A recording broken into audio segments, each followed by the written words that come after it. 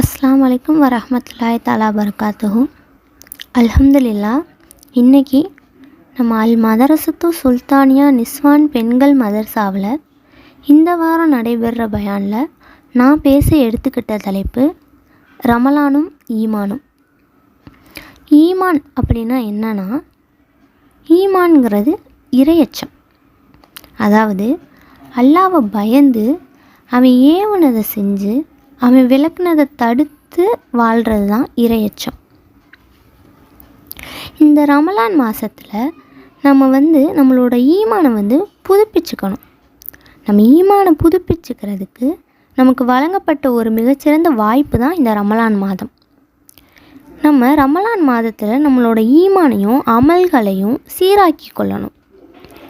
நபி ஸல்லல்லாஹு அலைஹி வஸல்லம் அவர்கள் சொல்லியிருக்காங்க, ரமலான் மாதத்தில் சொர்க்கத்தின் கதவுகள் திறக்கப்படுகின்றன, நரகத்தின் கதவுகள் மூடப்படுகின்றன, ஷைத்தானுக்கு விலங்கிடப்படுகிறது அப்படின்னு சொல்லியிருக்காங்க.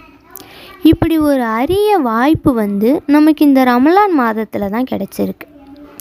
அதனால் இந்த ரமலான் மாதத்தில் நம்மளோட ஈமானை நம்ம மெருகேற்றிக்கணும். யார் ஒருத்தவங்க ஈமானோட நன்மையை எதிர்பார்த்து ரமலானில் நோன்பு வைக்கிறாங்களோ அவர்களோட முந்தைய பாவங்கள் மன்னிக்கப்படுது அப்படின்னு நபி ஸல்லல்லாஹு அலைஹி வஸல்லம் அவங்க கூறியிருக்காங்க.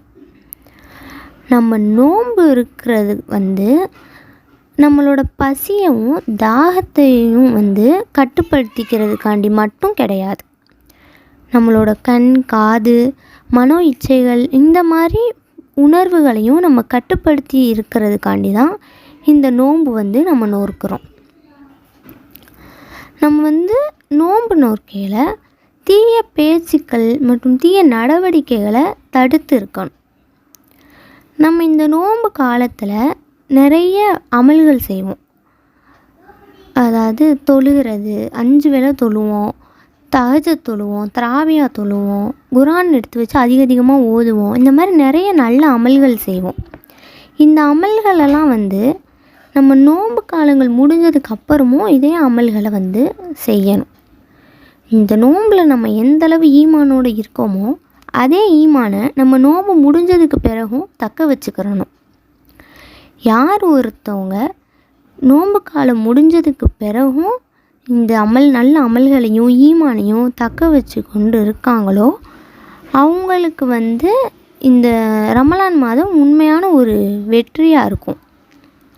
அல்லாஹ் குர்ஆனில் சொல்கிறான், ஈமான் கொண்டு நல்ல அமல்கள் செய்கிறவங்களுக்கு மன்னிப்பும் மகத்தான கூலியும் உள்ளது அப்படின்னு அல்லாஹ் சொல்கிறான். இன்ஷா அல்லாஹ் இன்னும் 27 நோன்பு இருக்குது.